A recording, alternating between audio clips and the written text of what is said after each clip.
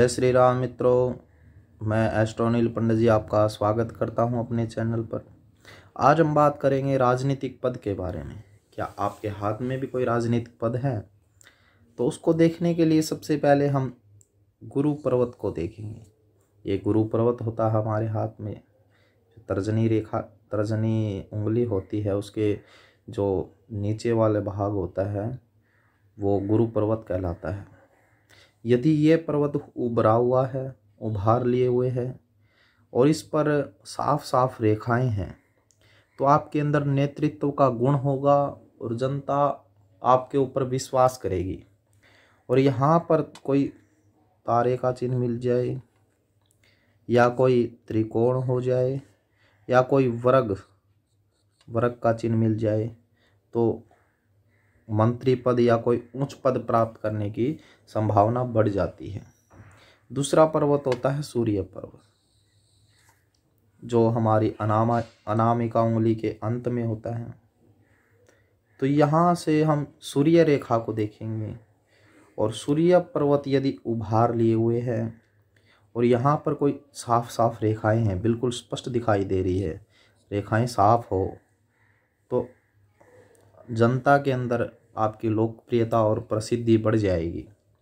और राजनीति में टिकने और नाम कमाने के लिए ये पर्वत उभार लिए हुए बहुत ही जरूरी है।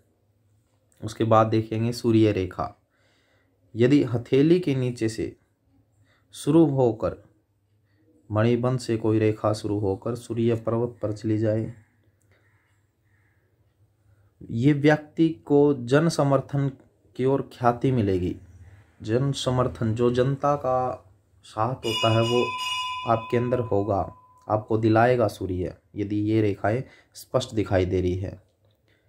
और भाग्य रेखा, यदि भाग्य रेखा गहरी हो और मध्यमा उंगली तक पहुंच जाए, शनि पर्वत तक पहुंच जाए, तो ये रेखा होने से ये फल प्राप्त होता है कि आप राजनीति में स्थायी हो जाओगे लंबे समय तक, क्योंकि शनि धीरे धीरे चलता है लेकिन लंबा चलता है।